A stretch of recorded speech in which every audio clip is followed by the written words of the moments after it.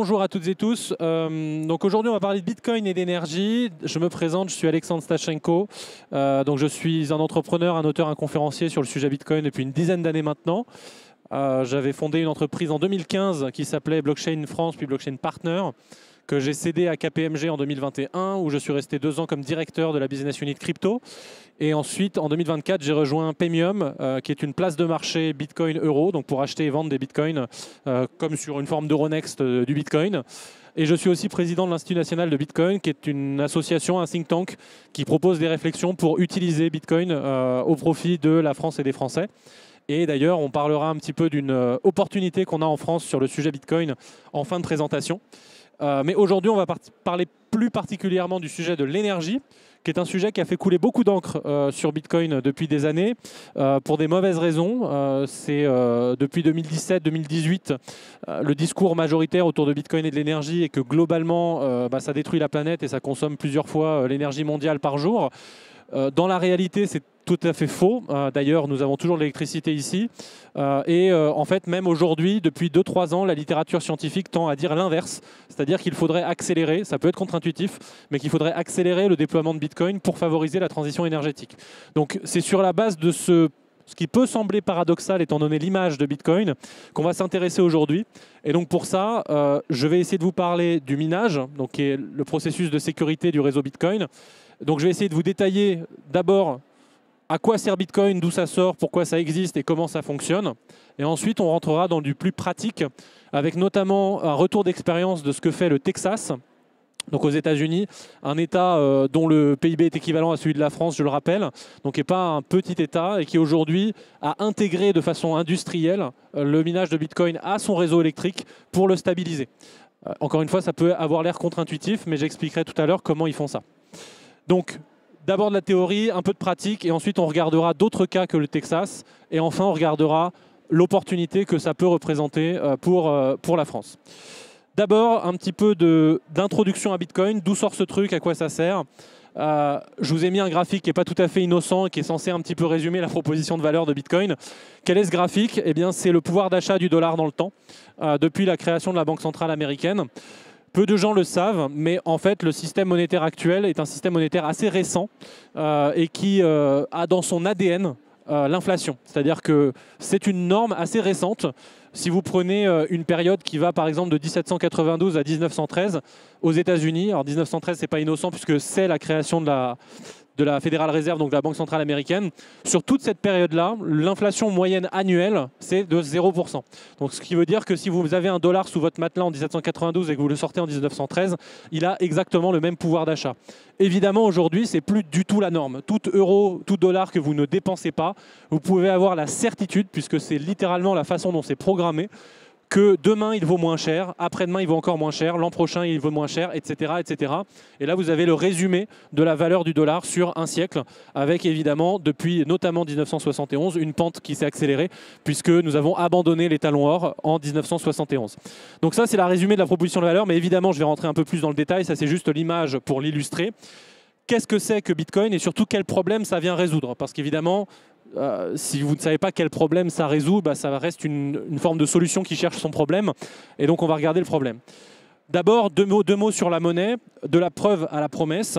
On a eu une histoire monétaire que je vais essayer de résumer en 1 minute, donc c'est pas très pratique, mais on verra les points essentiels, où on est passé d'abord des marchandises à ce qu'on appelle le fiat. Alors, les marchandises, c'est quoi? C'est l'or, par exemple. On s'échange des pépites d'or ou de l'or de façon standardisée, les pièces. Ça représente de la valeur qu'on va transmettre dans l'espace et dans le temps. On transporte sa pièce d'or dans le pays d'à côté et on transporte son épargne dans le temps, puisqu'en fait, si on conserve sa pièce d'or, on peut la ressortir dans 10 ans, elle a toujours du pouvoir d'achat. Ça sert à ça, la monnaie, normalement. C'est une réserve de valeur dans le temps et dans l'espace, en plus d'être un moyen de paiement. Sauf que vers la fin, on va dire à partir du 18e et du 19e siècle, on a instauré un étalon or, donc c'est devenu la monnaie mondiale était l'or. Et puis le début du XXe siècle est venu casser tout ça avec la Première Guerre mondiale, où on a introduit ce qu'on appelle le fiat. Fiat, ça vient du latin, ça veut dire ainsi soit-il, et donc ça veut dire exactement ce que ça veut dire. C'est-à-dire que derrière les billets d'euros, de dollars, de ce que vous voulez, eh bien en fait, il n'y a rien. Il n'y a plus d'or, il n'y a plus de métaux précieux, il n'y a plus de marchandises, il y a simplement de la confiance. C'est-à-dire la confiance que vous avez dans la capacité d'un billet à se transformer en pouvoir d'achat. Mais évidemment, le fait qu'on n'ait plus d'étalons physiques derrière fait que eh bien, cette nouvelle monnaie, elle est beaucoup plus manipulable, puisqu'on peut en émettre ou en réduire la quantité bien plus facilement que s'il s'agissait d'inventer de l'or. On n'invente pas de l'or, l'or il faut le trouver, il faut travailler pour le trouver. Donc pourquoi j'ai mis de la preuve à la promesse? Parce que d'un point de vue énergétique, ça a quand même un sens de considérer qu'avant le système monétaire actuel, dès que je vous donne une unité monétaire, en fait je suis en train de vous donner une preuve de dépense d'énergie passée. Si je vous donne une pépite d'or, eh bien c'est la preuve que quelqu'un a travaillé pour extraire cette pépite de la terre et je ne peux pas l'avoir inventée. A l'inverse, aujourd'hui, c'est une promesse. La monnaie est créée lors du crédit dans le système monétaire actuel, ce qui veut dire que si vous voulez emprunter de l'argent pour acheter une maison, au moment où on vous donne l'argent, il n'existait pas la seconde d'avant. Et donc cet argent, il a été créé non pas sur la preuve du travail de quelqu'un, mais sur la promesse de votre travail futur qui servira à rembourser le crédit. Et évidemment, les promesses sont un peu plus manipulables que les preuves. Ce qui s'est passé aussi dans cette transition, c'est qu'on est donc passé de la propriété à la dette. Aujourd'hui, l'argent est une dette. Donc 1 euro, c'est une créance de la banque centrale, voire une créance d'une banque commerciale. L'euro que vous avez sur votre compte bancaire, ce n'est pas le vôtre. Et si la banque décide d'ailleurs de fermer votre compte, vous n'avez plus d'argent, c'est l'euro de la banque. Évidemment, en France, on se sent un petit peu trop loin de ces problématiques, mais il y a des pays, je pense notamment au Liban récemment, où d'un seul coup, vous découvrez qu'en fait, non, ce n'est pas votre argent, c'était l'argent de la banque. Et c'est arrivé à Chypre, c'est arrivé en Grèce, c'est arrivé au Liban, c'est arrivé en Argentine, au Venezuela, c'est arrivé en Iran. Enfin bref, c'est arrivé à beaucoup d'endroits. Il n'y a pas de raison que ça ne vienne pas en Union européenne si jamais il y avait un problème majeur. Et le deuxième problème qu'on a eu, c'est qu'on est passé de la décentralisation, où chacun peut stocker de l'argent ou de l'or chez soi, à un système où l'intermédiation est standard. Qu'est-ce que ça veut dire? Ça veut dire que concrètement aujourd'hui, si je vous demande de faire l'expérience de penser, vous n'avez plus de compte en banque, vous ne pouvez plus rien faire. Vous n'avez plus de moyens de paiement, vous n'avez plus de carte bleue, vous ne pouvez plus toucher votre salaire, vous ne pouvez pas vous loger, vous ne pouvez rien faire. Et ça, c'est une intermédiation qui a en gros 50 ans. Il y a une cinquantaine d'années, il n'y avait que 5 millions, 6 millions de Français qui avaient un compte bancaire. Aujourd'hui, c'est 99% et on ne peut pas vivre sans. Donc ça c'est la situation actuelle. Et en gros, Bitcoin vient proposer une solution à ça en étant à la fois un système de paiement sans intermédiaire. Donc ça, c'est le truc du milieu. En 2008, vous avez un certain Satoshi Nakamoto, dont on ignore toujours l'identité, qui publie un livre blanc qui décrit Bitcoin comme étant un système de paiement, un système de cash électronique pair à pair. Donc c'est numérique, c'est donc mondial, c'est nativement numérique, donc il n'y a pas d'unité de compte physique évidemment. C'est sans intermédiaire, on n'a pas besoin de banque, on n'a pas besoin d'institutions financières pour le faire fonctionner. Avec ce téléphone, je peux l'envoyer de Bitcoin sur votre téléphone directement, vous n'avez pas besoin de donner l'autorisation à qui que ce soit. Et ça nous fait des paiements qui sont rapides et finaux. Finaux, ça veut dire quoi? Ça veut dire que si je veux envoyer de l'argent aujourd'hui à Kuala Lumpur, dans 10 secondes, il est arrivé et la transaction est irréversible. Dans le monde financier traditionnel, ça va vous prendre quelque chose comme 4-5 jours ouvrés. Ça va vous coûter énormément de frais de transaction. Et en plus, la transaction est réversible plusieurs mois après, si jamais il y a eu une fraude à la carte bancaire ou ce genre de choses. Donc ça, c'est l'intérêt du côté système de paiement. Mais c'est aussi, pas qu'un système, un actif. Donc il y a un système et un actif. Et d'ailleurs, ça donne 2 graphies différentes de Bitcoin que vous verrez peut-être. Il y a un Bitcoin grand B, quand on désigne le réseau, le système de paiement, et un Bitcoin petit b, qui est en fait l'unité de compte. On peut dire 1, 2, 3 Bitcoin par exemple. Donc cet actif numérique, il a quoi de particulier? Eh bien justement, il s'oppose. C'est vraiment, on va dire, un projet politique de s'opposer au système monétaire actuel en proposant quelque chose qui ressemble à ce qu'était le système de l'étalon or avant. Donc une unité de compte qui est incensurable, qui est inaltérable, qui est rare, qui est divisible et qui est portable. Et donc ça, c'est la proposition de valeur de Bitcoin dans son ADN le plus pur. Et ensuite, évidemment, certains vont simplement comprendre que derrière cette proposition de valeur, eh bien, il y a une promesse de prise de valeur. Et donc là, ça relève de l'exposition financière, mais ça ne relève pas nécessairement de la proposition de valeur initiale. Donc avant de passer sur la partie énergie, je vais d'abord donner quelques chiffres pour essayer vraiment d'ancrer dans vos têtes que ce n'est plus une niche. Ce n'est plus une niche Bitcoin. C'est-à-dire qu'il y a encore 10 ans, quand j'ai commencé, je dis Bitcoin, globalement, je suis un hurluberlu et la moitié des gens pensent que je finance le terrorisme et l'autre moitié que je détruis la planète. Ce n'est pas exactement ça. Aujourd'hui, ce n'est plus une niche. Aux États-Unis, vous avez quelque chose comme près d'un quart des Américains qui ont des cryptos. En France, vous avez plus de gens qui ont des Bitcoins que des gens qui ont des actions. Donc ce n'est plus une niche. Donc les quelques chiffres que je vous mets là, 600 millions d'utilisateurs dans le monde, c'est dans le top 8 des actifs les plus valorisés de la planète. Donc devant, vous n'avez en gros que l'or, Amazon, enfin 2-3 GAFAM et peut-être Saudi Aramco dans le tas, et Nvidia. Mais tout le reste est moins valorisé que Bitcoin. Vous avez 150 milliards d'actifs sous gestion qui sont traités par les produits indiciels sur Bitcoin aux États-Unis. Et le graphique que vous voyez à droite, c'est le succès qu'a rencontré l'ETF Bitcoin de BlackRock, donc le produit indiciel basé sur le Bitcoin. En fait, la courbe de gauche, c'est le temps qu'a mis l'ETF de BlackRock pour atteindre 81 milliards d'actifs sous gestion. Et à droite, c'est tous les anciens ECF, combien ils ont mis de temps pour atteindre ce record.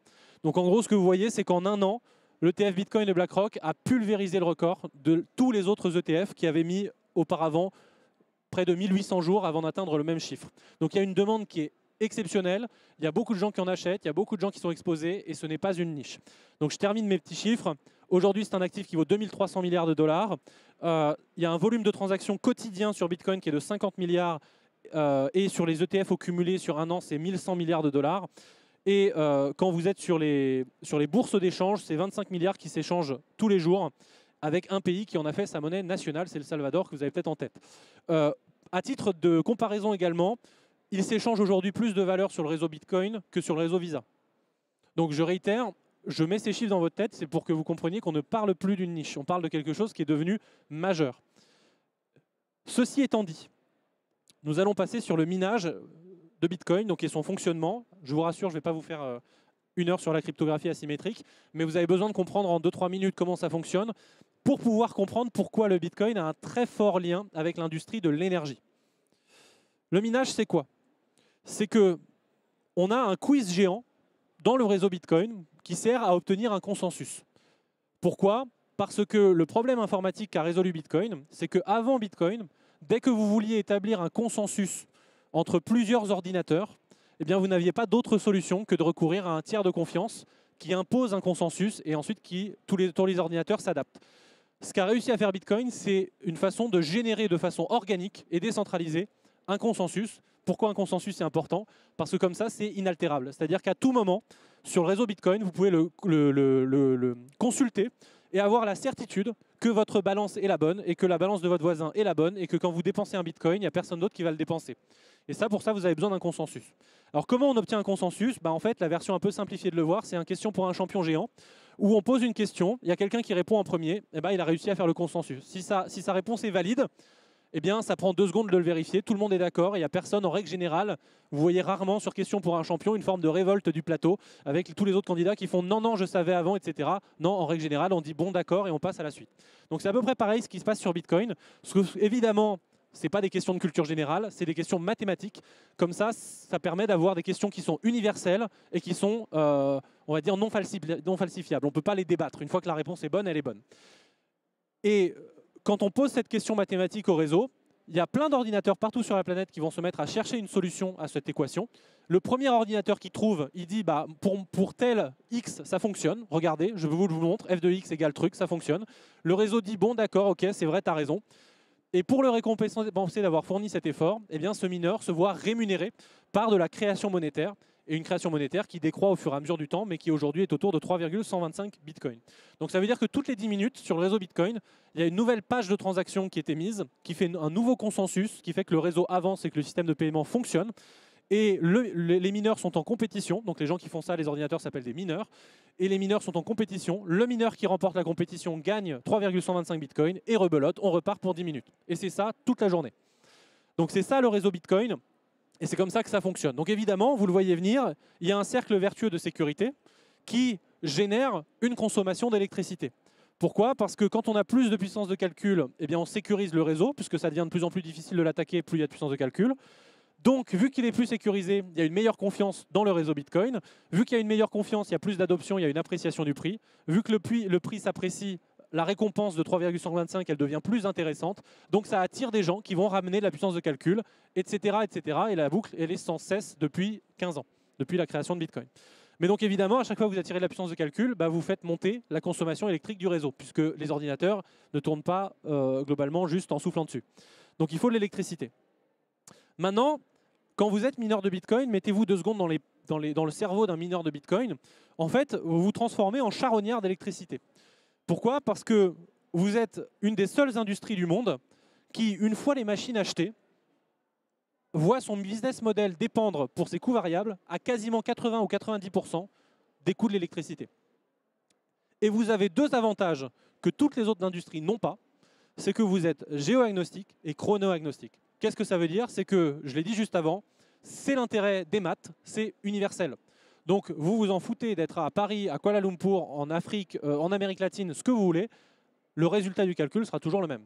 Donc vous vous en foutez, vous n'avez pas de contraintes géographiques particulières, vous n'avez pas besoin d'être à côté d'un bassin d'emploi, vous n'avez pas besoin d'être à côté d'un port ou d'un hub aéroportuaire, vous n'avez pas besoin d'être à côté d'un gisement d'une ressource, vous vous en fichez complètement.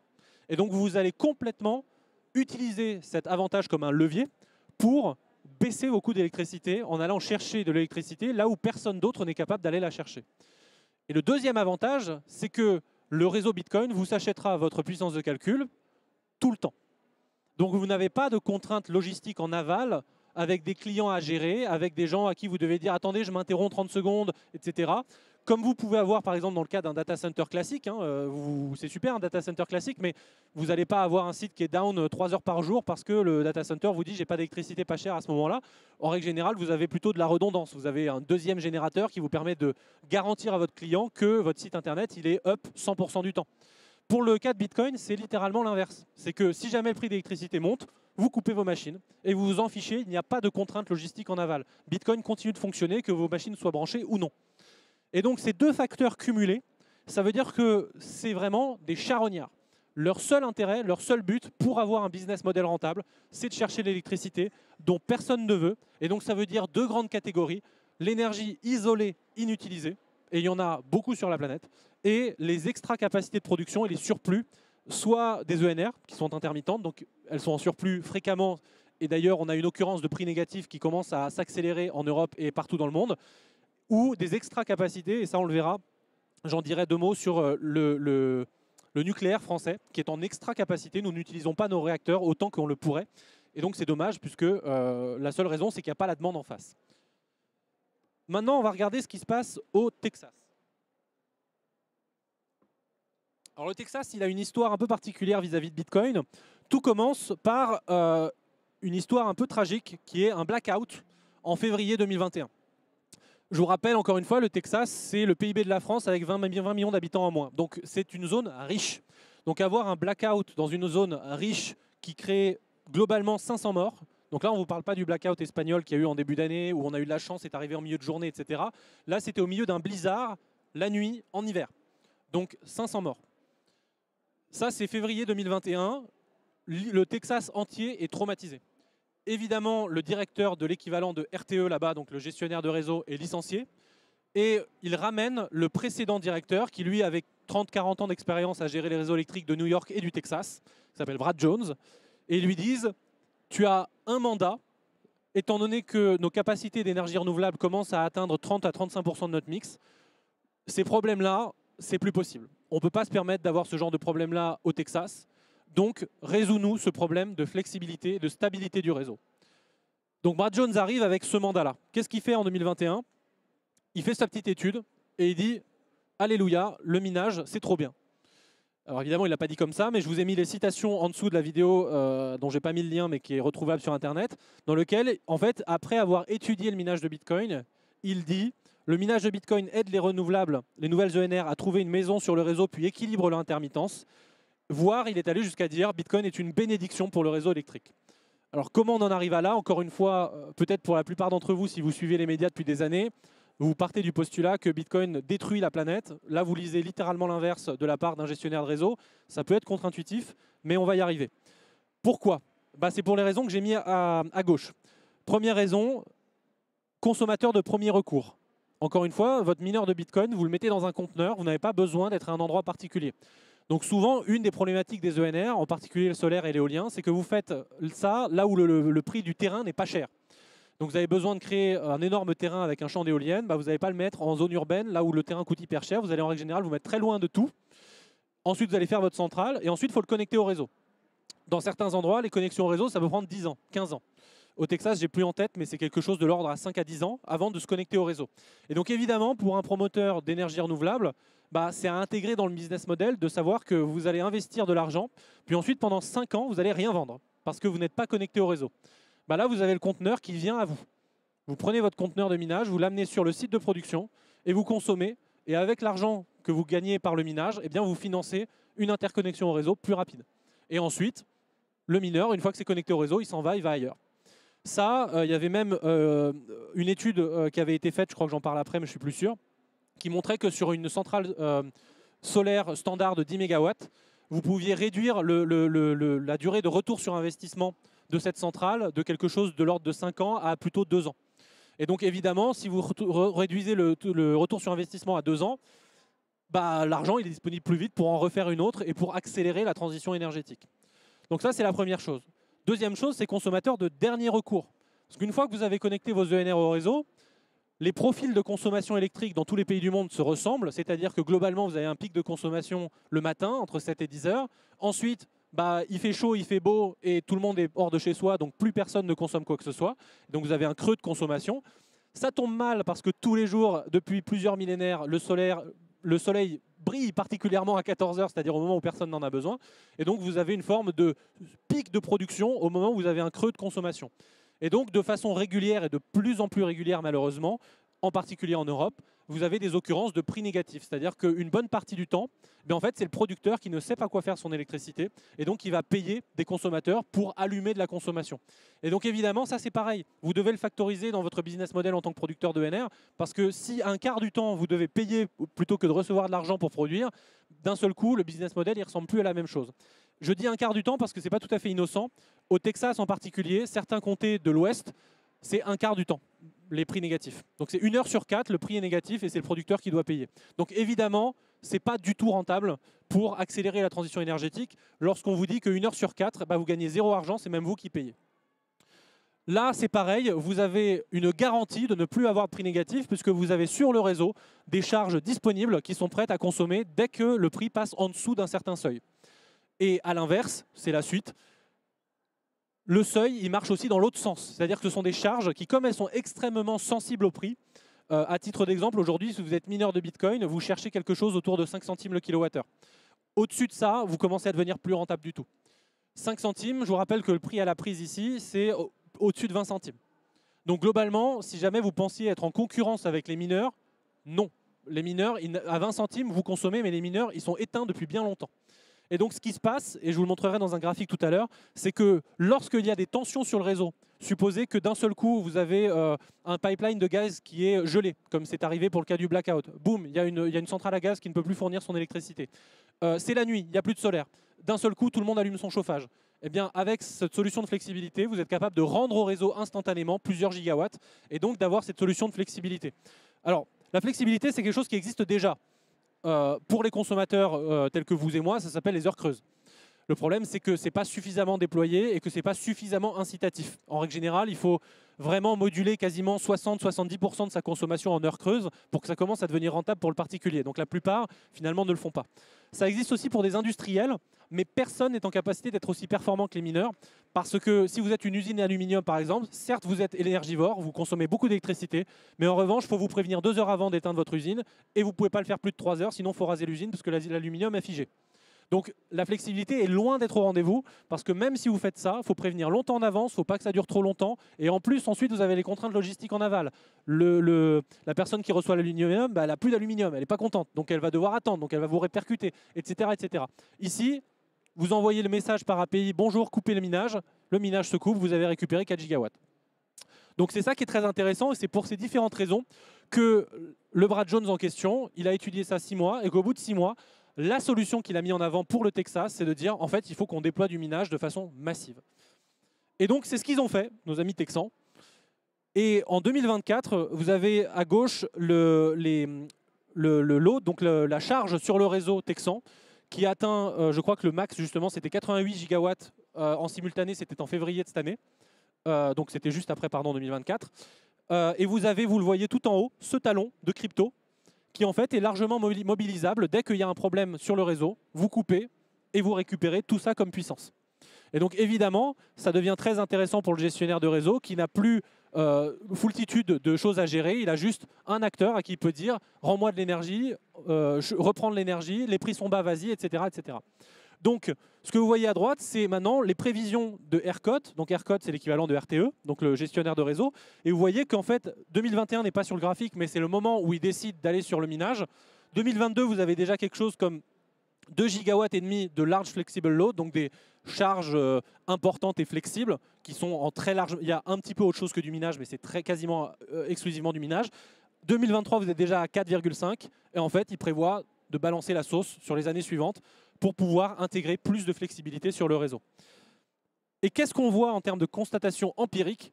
Alors, je vais vous expliquer le graphique, rassurez-vous. Ce graphique à gauche, ça vient de ERCOT, donc ça vient du gestionnaire de réseau, qui a analysé ce qui s'est passé sur un jour de tension particulière. Donc c'était le 6 septembre ou le 9 juin, parce que je ne comprends jamais rien à leur numérotation de date. Mais c'était donc à cette date-là au Texas.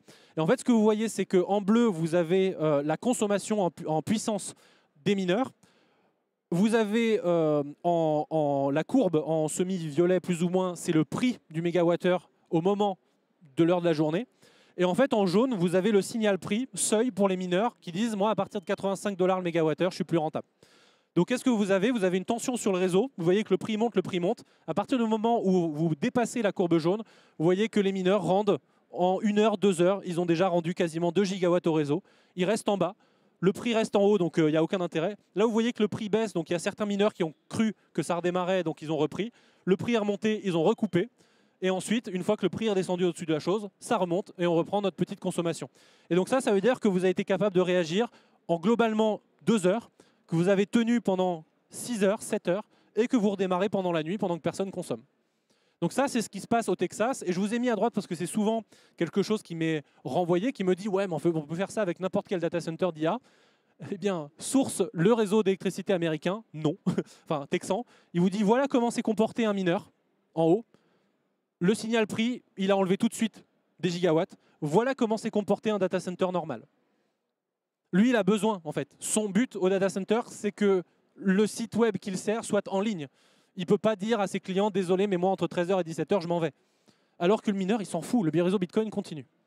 Donc ça, c'est ce que constate ERCOT sur son réseau sur les, maintenant, 4 années, 3 années, pour le faire, parce que 2021, ce n'était pas encore déployé beaucoup, mais sur les 3 années d'expérimentation.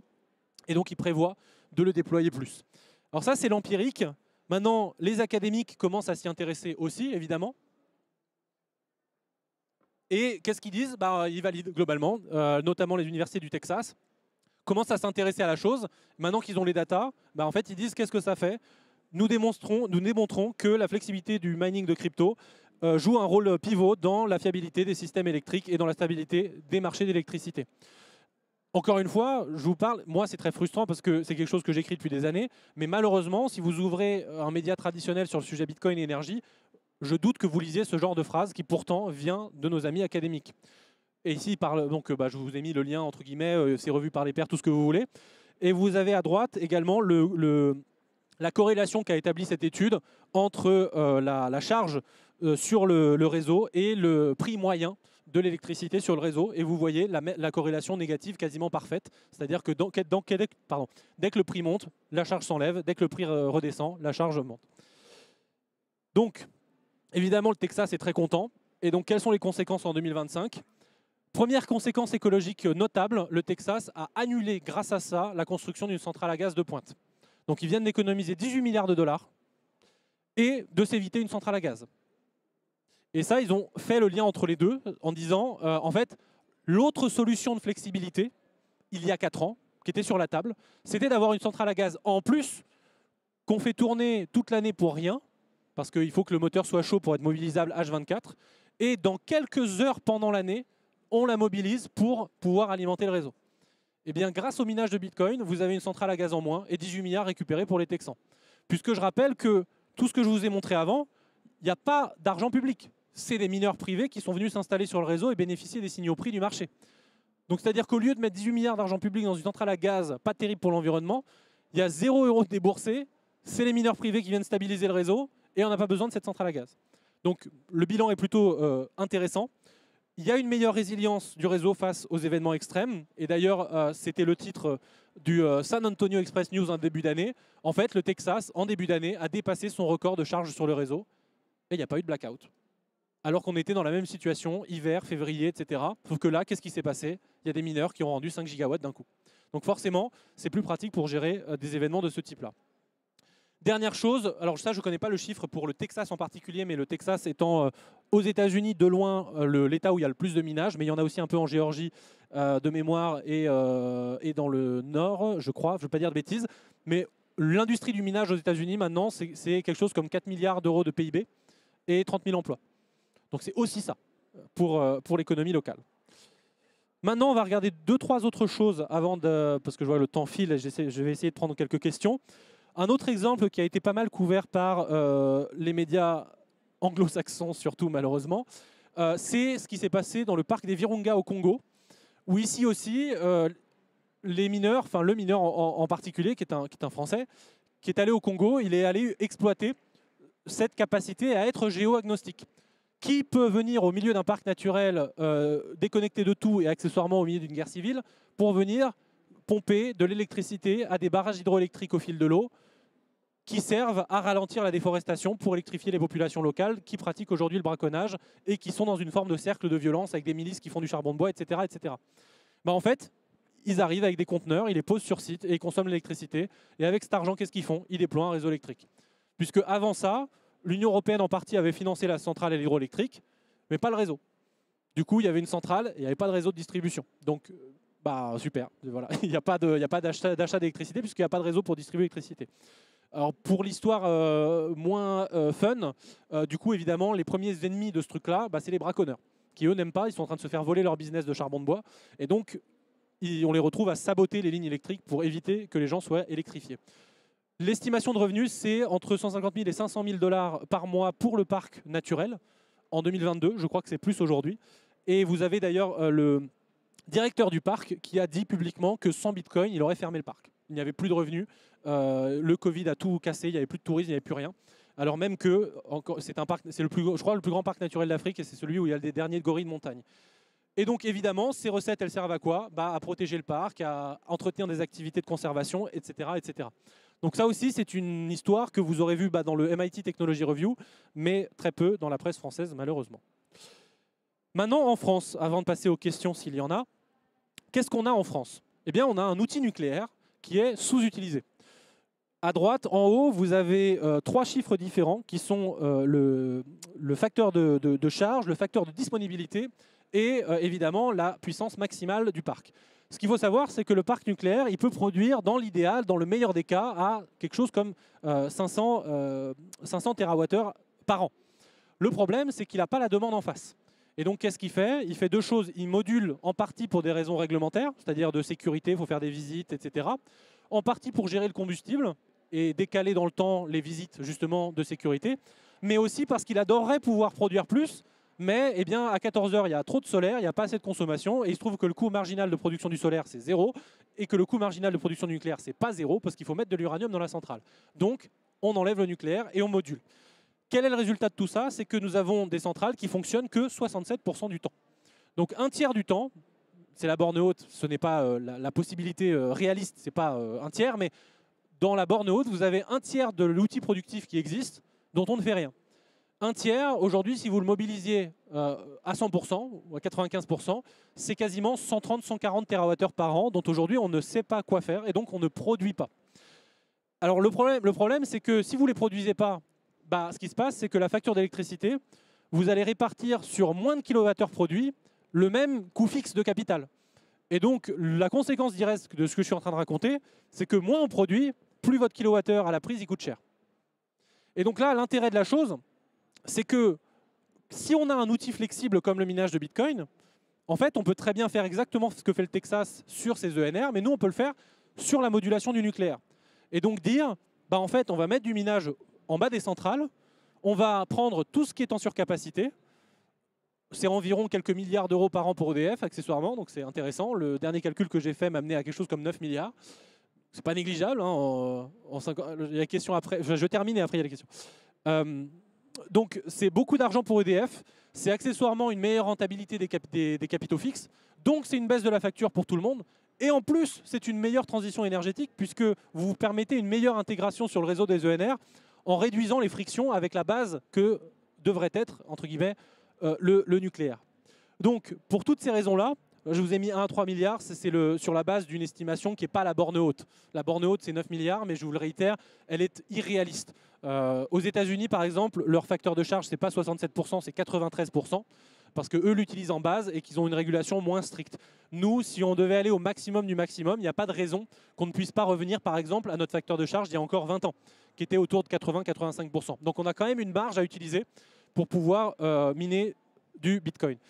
En bas à droite, je vous ai mis l'évolution justement de ces facteurs de charge aux États-Unis et en France. Et vous voyez clairement que si on enlève l'année un peu particulière de la corrosion sous contrainte, etc., 2022, vous avez une tendance qui est à la baisse parce qu'on a toujours le même parc nucléaire, mais on a de moins en moins de demandes. Je rappelle que les prévisions utilisées pour les scénarios, par exemple, de la PPE, donc de la programmation pluriannuelle de l'énergie, tablent sur une augmentation de la consommation d'électricité en France. Et en fait, depuis 5 ans, l'évolution qu'on constate, c'est une baisse de la consommation d'électricité en France. Donc c'est très difficile de tabler sur cette hausse de la consommation si on n'est pas capable de mettre en face un consommateur flexible. Parce que malheureusement, ce qu'on constate, c'est que ce n'est pas vous ni moi qui allons être suffisants pour faire tous des heures creuses H24 et permettre de remplacer ce talon de consommation qu'on adorerait avoir. Merci pour votre attention, il reste 8 minutes et je peux prendre des questions. Je crois que des gens vont faire circuler un micro. Merci à tous.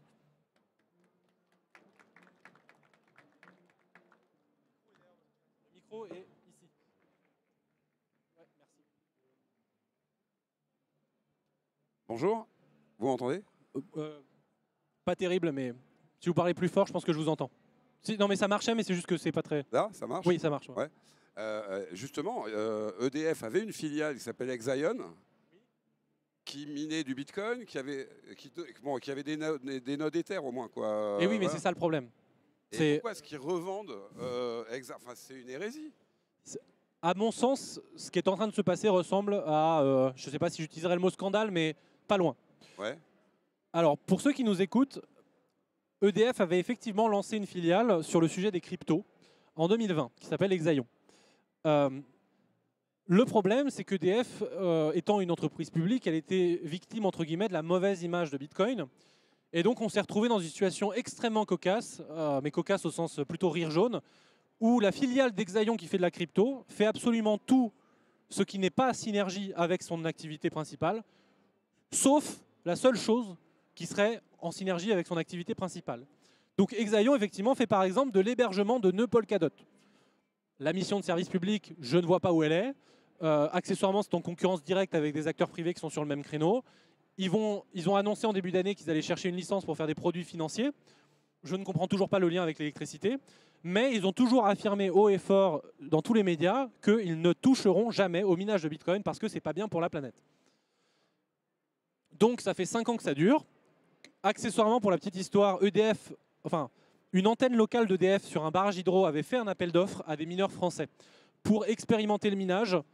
Exactement, c'était Sébastien Gouspillou et d'autres mineurs qui avaient répondu et qui comptaient le faire sur une expérimentation avec 1 ou 2 conteneurs sur un barrage hydroélectrique français. L'appel d'offres avait été remporté, ils allaient lancer le truc et quand c'est remonté au niveau d'au-dessus, EDF a tué le truc pour ne pas jamais que ça sorte. Aujourd'hui, si on avait juste fait cette expérimentation, c'est quelque chose comme 5 à 10 milliards d'euros que EDF aurait en plus. Mais donc on ne l'a pas fait.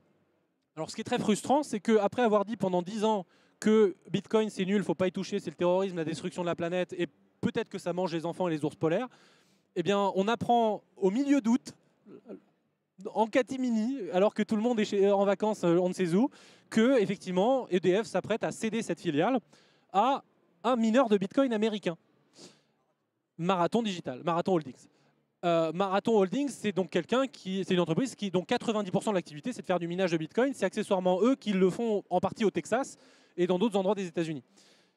Au départ, ils ont nié parce qu'en fait, ils y sont allés par la porte HPC, donc High Performance Computing. Donc ils disaient non, mais c'est de l'IA, c'est pas du Bitcoin, rassurez-vous, c'est encore, on peut le toucher, c'est fréquentable.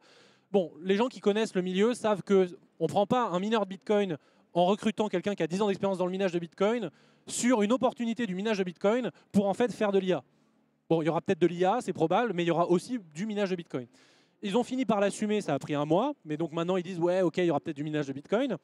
Mais on se retrouve dans une situation terrible où EDF s'apprête à céder une filiale qui aujourd'hui n'est pas une pépite parce qu'elle refuse de faire le seul truc qui pourrait être rentable pour elle. Donc déjà, ça, c'est cocasse. Mais elle s'apprête surtout à céder un pied chez EDF à une entreprise américaine qui va fournir un service de stabilité du réseau. Donc je vais le traduire autrement. En pleine guerre commerciale, on est en train de donner à un acteur américain le contrôle sur l'interrupteur du réseau électrique français. C'est pas terrible. Donc moi, je suis vent debout contre ce truc-là. J'essaye d'éduquer sur les enjeux. Mais le problème, c'est que comme quand on prend la photographie du deal, pour beaucoup d'acteurs politiques, c'est une filiale qui ne fait que des services financiers et qui perd 5 millions d'euros par an, dans lequel EDF a mis déjà 25 millions d'euros, qu'on va revendre à 170 millions. C'est une opportunité en or. Mais en fait, ils ne voient pas que ça ne vaut pas 170 millions, ça vaut 5 milliards par an. Et en l'occurrence, dans les 170 millions de Mara, en fait, il n'y a que 30 qui vont à EDF et le reste, c'est réinvesti dans la joint venture où en fait, ça va acheter des mineurs de Bitcoin. Donc, pour moi, c'est pour ça que je dis c'est scandale. Ça ressemble, toute proportion gardée, à une forme d'affaire Alstom où en fait, on est en train de filer notre souveraineté énergétique à des Américains. Et donc, je suis vent debout contre. Et j'espère qu'on va l'arrêter. Mais évidemment, moi, avec mes petits bras, je ne peux rien faire. Mais j'éduque sur le sujet notre personnel politique pour qu'on puisse... l'éducation et l'acculturation que vous apportez à tous. Merci. Vraiment. Est-ce qu'il y a d'autres questions?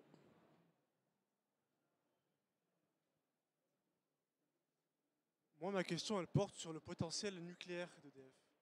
À ma connaissance, le réseau électrique français... Tu peux parler plus fort. Parler plus fort? Ouais. Le réseau électrique, enfin, du moins le prix de l'électricité, est défini par la quantité d'énergie produite et la demande.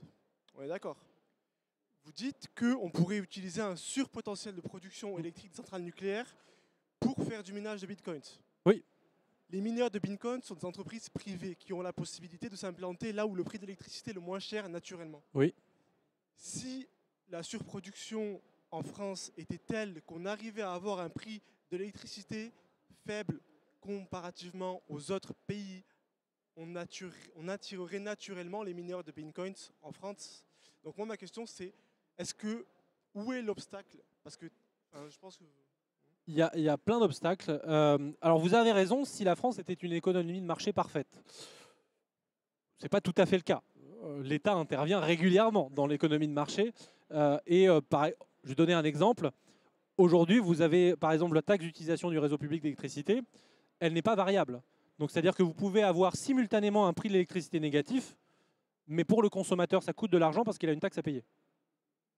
Et donc, dans cette situation-là ubuesque, mais qui arrive, vous avez le producteur qui paye pour produire, l'État qui ne touche pas de recettes en face, et le consommateur qui refuse de consommer alors que le prix est négatif, parce qu'avec les taxes, ce n'est pas rentable pour lui. Donc ça, c'est un exemple. Mais on pourrait rajouter l'accise qui fait à peu près la même chose. Donc ils sont des taxes et des taxes. Et de manière générale, c'est toujours le même débat qu'on a dans l'électricité, c'est-à-dire on veut électrifier le réseau, mais en règle générale, quand on veut dissuader l'utilisation de quelque chose, on le taxe. Et en l'occurrence, l'électricité fait partie des trucs qui sont quand même pas mal taxés. Donc, si on était sur un prix de marché un peu comme au Texas, où là, pour le coup, j'allais dire l'économie de marché est un peu plus pure que, entre guillemets, en France, là, effectivement, les mineurs se mettent, ils font un contrat avec le gestionnaire de réseau, et ce contrat, il dit quoi? Il dit, sur instruction de votre part, je couperai mes machines, et vous me rémunérerez le temps que mes machines sont coupées. Mais ça, on ne peut pas le faire en France si on se connecte juste au réseau. En fait, c'est à EDF de le faire. Parce que c'est EDF qui a accès aux centrales électriques. Par exemple, un autre enjeu de l'acquisition d'Exaion par Mara, acquisition qui n'est pas à 100%, vous le remarquerez, ils prennent que 60% puis 75% à terme. Pourquoi? C'est mon analyse en tout cas, c'est qu'en laissant EDF dans la joint venture, ils permettent de créer ce conflit d'intérêts dans lequel EDF, si jamais un jour ils veulent miner, et ben en fait ils le feront via Mara. Parce que leur joint venture, donc dans laquelle ils ont un intérêt, est en fait possédée aux 3/4 par un Américain. Mais l'intérêt d'avoir cette joint venture qui est possédée en partie par EDF, c'est que EDF, s'ils veulent se mettre au cul d'une centrale nucléaire, ils peuvent le faire. Moi, je ne peux pas. Raison de sécurité. Donc, si eux, ils se mettent à la centrale de production, ils ne payent pas la taxe d'utilisation du réseau public d'électricité, puisqu'ils n'utilisent pas le réseau public d'électricité. Donc, en fait, il y a plein de mécanismes complètement hors marché qui viennent fausser le jeu de ce marché d'électricité, qui font que, en fait, si moi, je me plug pour miner chez moi, c'est ce que je fais, mais je fais pour d'autres raisons, moi je le fais pour me chauffer, et ben en fait je paye plein pot. Je vais donner un autre exemple, j'avais rencontré un mineur de Bitcoin qui est autrichien. En Autriche, depuis son téléphone, il peut avoir accès au marché de gros. Donc lui, il a son chauffage chez lui, il regarde son téléphone et il fait « Ah, 14 heures, prix négatif, je vais chauffer et être rémunéré pour ». Ça, je ne peux pas le faire chez moi, parce que c'est EDF qui me met un tarif régulé, donc je paye. Donc il y a plein de choses qui font que c'est pas aussi simple que ça pour un mineur de se plugger, et que même les acteurs privés français sont quasiment consensuels dans le fait de dire que si on devait miner en France, ce serait bien que ce soit EDF qui le fasse au moins aux 3/4, ou en tout cas de prendre une grande partie de l'opération. Pour une autre raison aussi, c'est que en fait, le minage n'est que l'excuse. Le vrai service qui est rendu aux Français et à la France, c'est la stabilité du réseau et la transition énergétique. Et ça, je ne veux pas le filer à un acteur étranger. En fait, je préférais que ce soit EDF quitte à faire une mission de service public. Là, pour le coup, ça a 100 fois plus de sens de donner une mission de stabilité du réseau à EDF en partenariat avec RTE que de, je sais pas moi, de faire des hébergements de nœuds Polkadot. Je m'en fous, moi, de ça. Vraiment, je ne vois pas pourquoi mes impôts financeraient des hébergements de nœuds Polkadot.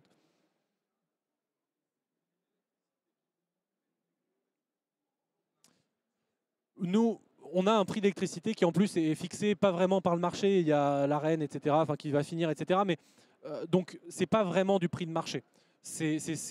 On a cette contrainte d'avoir un prix harmonisé au niveau européen sur la dernière centrale qui peut produire de façon marginale, etc. Donc, on n'a pas toujours cette capacité à avoir un prix de marché qui reflète en fait la problématique. Mais en revanche, bah, vous avez, alors c'est particulièrement le cas en Allemagne, aux Pays-Bas ou au Danemark. En fait, le nombre d'heures négatives, à prix négatif dans l'année, il explose. Typiquement, sur la France, le premier semestre 2025, on a fait autant d'heures négatives que sur toute l'année 2024. Et donc, vous avez en simultané les Français qui constatent que le prix de la facture augmente et qui ne sont pas contents légitimement, et un surcroît de moments où le producteur paye. Et ça, c'est en simultané. C'est-à-dire que vous avez les deux situations sont vraies. Il n'y a pas assez d'acheteurs et en même temps, il y a trop d'acheteurs. Et ça, c'est pour une variable importante, c'est la flexibilité. C'est qu'en fait, il y a trop d'acheteurs à 8 h du matin et il n'y a pas assez d'acheteurs à 14 h tous les jours. Et donc ça, c'est ça que vient corriger le minage de Bitcoin, c'est que lui, à 8 h, il s'enlève et à 14 h, il se met. Donc ce qu'il fait en termes de courbe de charge, c'est qu'il vient l'aplatir. On parle souvent de la duck curve parce que, bah, évidemment, ça fait comme ça pour la consommation d'électricité. En fait, ce que fait le minage de Bitcoin, c'est qu'il aplatit la duck curve et il permet d'avoir un prix qui est plus fiable tout le temps. Voilà. Merci pour la question. Je crois que c'est peut-être une dernière question, mais je vois le compteur qui est reparti, donc je ne veux pas prendre le temps. Je ne sais pas s'il y a une masterclass après.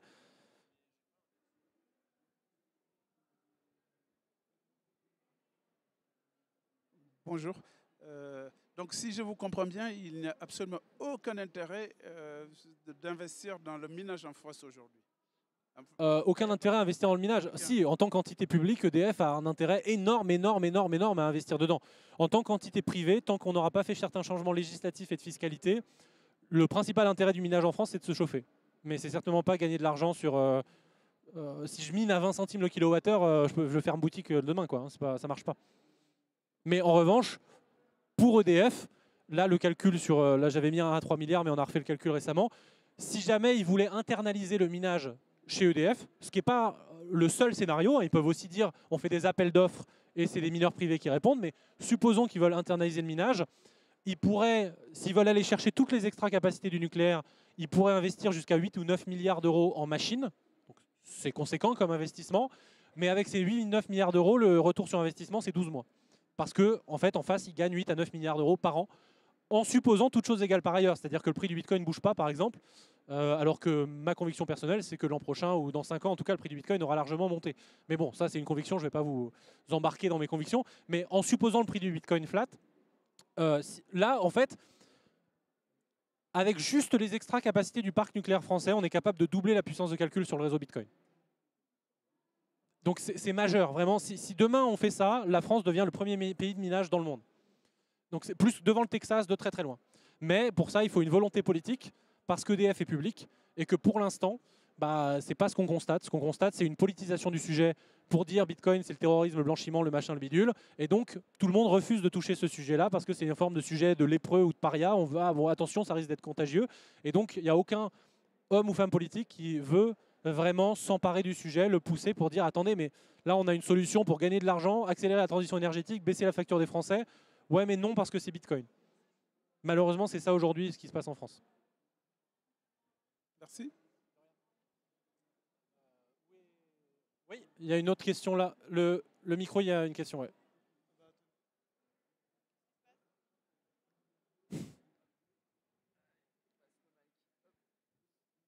Merci. Et en termes de gestion de trésorerie pour...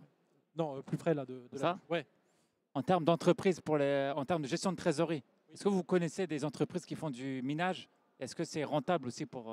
C'est vraiment une activité énergétique. Moi, ma conviction, mais c'est ma conviction, je prétends pas avoir la vérité révélée, mais c'est que d'ici 5-10 ans, il n'y aura pas une seule entreprise énergie qui ne fera pas de minage, et il n'y aura pas un seul mineur de Bitcoin qui ne sera pas une entreprise énergie. Et ça, on le voit très bien. Prenez, alors pas Marathon, mais Riot, qui est un concurrent de Marathon aux États-Unis. 50% du chiffre d'affaires de Riot, c'est de ne pas miner. Juste holder. C'est juste d'être rémunéré pour le service de flexibilité qu'ils offrent au réseau. Donc c'est devenu un acteur de l'énergie. Le minage est son activité subsidiaire. C'est le truc qu'ils font à côté quand l'énergie n'est pas chère.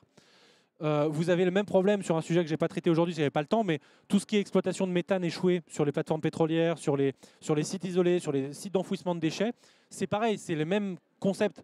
C'est des sites qui sont isolés, qui ne sont pas connectés au réseau, où le mineur peut venir sur place consommer de l'électricité. Bah, en fait, c'est pareil. Là, vous allez venir, vous allez consommer du méthane, vous allez mettre dans une turbine, vous allez récupérer de l'électricité. Le climat est gagnant parce que ça fait moins de méthane. Vous gagnez de l'argent en minant. L'opérateur de la décharge ou du site pétrolier, bah, il peut vendre quelque chose que juste avant, il brûlait. Tout le monde est content. Et donc, moi, ma conviction, c'est qu'on va aller vers ce monde dans lequel de plus en plus de mineurs seront des entreprises d'électricité ou d'énergie, et de plus en plus d'entreprises d'électricité et d'énergie seront mis sur le banc, en fait, parce qu'ils crachent sur tant qu'ils ne font pas de Bitcoin, ils crachent sur de la profitabilité. Donc, en fait, si leurs concurrents le font, il y a un moment donné, ils vont être obligés de le faire. Donc ils vont suivre un peu le marché. Oui, mais c'est là, par exemple, il y a déjà des pétroliers qui font ça sur leur site, parce que entre un pétrolier qui a un site avec une exploitation pétrolière, il sort du pétrole, il a des résidus de gaz, il ne sait pas quoi en faire aujourd'hui, il le met dans une torchère, il le brûle. Le pétrolier d'à côté, il sort ce méthane, il le met dans une turbine, il le vend à un mineur, bah, il est plus rentable. Donc en fait, si l'autre il continue à ignorer ça, bah, il va arrêter au bout d'un moment. Donc là, de mémoire, il y a déjà au moins ConocoPhillips et Exxon qui font du minage sur des sites, parce que ça leur permet de récupérer de l'argent à partir de méthane échoué dont ils ne savaient pas quoi faire. Et le climat est gagnant dans l'affaire. Pour le méthane, pour en dire deux mots, au niveau mondial, il y a 50 milliards de mètres cubes par an qui sont juste balancés dans l'atmosphère et 150 milliards qui sont brûlés. 200 milliards en tout, si vous le transformiez en électricité, c'est les 3/4 de la consommation annuelle de l'Union européenne. Tout ça, tous les ans, est juste brûlé ou balancé dans l'atmosphère. Et ça stagne. C'est-à-dire que l'Agence internationale de l'énergie dit depuis 15 ans, le méthane, c'est notre levier numéro 1 pour combattre le changement climatique à court terme, parce que c'est un enfer sur Terre à court terme, en pouvoir de réchauffement. Donc il faut absolument mettre tous nos efforts dessus, et ça fait 15 ans que l'Agence internationale de l'énergie dit « ouais, mais en fait les efforts stagnent, on n'y arrive pas ». Pourquoi? Parce que le méthane, bah, vous ne le trouvez pas sur un site industriel en zone urbaine à côté de Paris. Vous le trouvez au milieu de la Sibérie ou du désert. Donc allez appliquer la réglementation européenne au milieu de la Sibérie, bon courage. Il y avait même eu un truc complètement contre-productif, c'était en Asie centrale où il y avait des puits de méthane, enfin il y avait un énorme trou qui générait énormément de pollution en relâchant du méthane dans l'atmosphère. L'opérateur a dit « bon, au pire, on va le brûler, parce que comme ça, au moins, ce sera du CO2, ce ne sera pas du méthane. » Sauf qu'à partir du moment où ils sont mis à le brûler, il devenait visible sur les images satellites. Et donc, ils se sont fait name and shame. Tout le monde a dit « oh là là, les nuls, ils brûlent du méthane, c'est nul. » Du coup, qu'est-ce qu'ils ont fait? Bah, ils ont arrêté de brûler, ils sont repartis au truc d'avant à balancer du méthane. Mais si vous trouvez une solution économique, c'est-à-dire que là, je ne suis pas en train de vous dire « je vous punis si vous n'utilisez pas le méthane », je suis en train de vous dire « si vous ne le faites pas, vous gagnez moins d'argent ». C'est tout de suite beaucoup plus incitatif quand vous êtes une entreprise privée. Donc ça devient, pour le coup, la vraie écologie, entre guillemets, non punitive. C'est vous gagnez de l'argent en étant écolo. Moi, j'adore, je prends tous les jours. Donc pour moi, ça va aller dans cette direction-là. Mais ça dépend aussi du message politique qui sera véhiculé autour de Bitcoin. Est-ce qu'on va basculer dans du narratif qui était celui des 4-5 dernières années, où je rappelle souvent le World Economic Forum, titrait fin 2017, je cite le titre, « Bitcoin consommera plus d'énergie que la planète entière d'ici 2020 ». On entend beaucoup dans les infos oui, que Bitcoin consomme plus. Oui, mais je veux dire, je répète, Bitcoin consommera plus d'énergie que la planète entière d'ici 2020. Pour que cette assertion soit vraie, il faut qu'on fasse rien d'autre sur Terre et qu'on mine sur Mars. Mais ils ont sorti ce titre. Donc c'est complètement faux. Évidemment, nous sommes en 2025, je réitère, il y a l'électricité, tout va bien. Donc il y a une forme d'alarmisme autour de Bitcoin qui s'est répandue comme une traînée de poudre, où maintenant le discours mainstream, vous allez dans n'importe quel média, vous dites Bitcoin, boum, tout le monde pense que vous détruisez la planète, alors même que je peux vous citer 25 études scientifiques qui arrivent à la conclusion inverse, et que pour le coup les détracteurs sont dans l'incapacité de les citer puisque ces études ne montrent pas ça. Donc il y a une question aussi de changement de narratif. Tant que le narratif public sera celui-là, et moi j'ai vu, je citais un autre exemple avant de finir, même si bon, de toute façon j'ai déjà dépassé, mais j'avais vu un pétrolier mineur, pas un gros, qui avait un site en Afrique sur lequel ils brûlaient du méthane. Ils faisaient rien. Je crois qu'il y avait de quoi sortir 2 mégawatts juste sur le méthane brûlé. Et je leur dis, mais du coup, là, vous avez un vrai intérêt économique. Vous mettez un mineur de Bitcoin et puis let's go, quoi. Vous minez, ça sort de l'électricité. Et après, vous vendez. Bref, vous gagnez de l'argent. Mais lui, sa première question, c'est pas ça. C'était, oui, mais est-ce que ça va améliorer mes scores de crédit auprès des banques? Mes scores de crédit RSE. Mais comme les banques détestent le Bitcoin, non. Donc en fait, lui, il disait, bah, ok, très bien, donc je vais mettre un conteneur, je vais gagner un peu d'argent, mais moi, mon score de crédit, il est dégueulasse, et en plus, si je touche à Bitcoin, je deviens encore plus un paria. Alors déjà que je suis pétrolier, laissez-moi tranquille, quoi. Et donc, bah, ils le font pas. Et là, c'est purement pour des raisons juste de perception publique. C'est que c'est mainstream de penser que ça va détruire la planète. Donc, il y a des gens qui ne font pas des projets qui sont pourtant rentables et utiles pour la planète parce qu'ils ont peur de la conséquence en communication que ça pourrait avoir pour eux. Donc ça, c'est de charge à tout le monde ici et ailleurs de contribuer à changer ce discours-là. Parce que le plus tôt on le change, le moins on va freiner des initiatives comme au Texas où ils en ont un peu plus rien à faire de l'ambiance médiatique. Si ça gagne de l'argent, ils y vont. Bah, ils y vont. Et résultat, bah, le Texas, ils sont déjà à 35 ou 40% de mix ENR dans leur réseau électrique. Maintenant, ils ont pété le plafond de verre, ils continuent et ils n'ont plus de prix négatif. Et le gestionnaire de réseau est très content. Alors, Brad Jones est mort, malheureusement, l'an dernier ou il y a 2 ans. Donc, il ne peut plus dire ce que je l'ai fait citer. Mais nul doute qu'il aurait globalement continué dans cette même perspective à dire mais en fait, c'est génial, il faut le mettre partout. Voilà. Merci pour la question. Merci. Je crois que j'ai largement dépassé, mais voilà, si vous reste des questions, on peut finir ici et après on discute ailleurs. Je ne sais pas s'il y a un truc après. Je crois pas. Bon. Bah, merci à tous et merci à distance.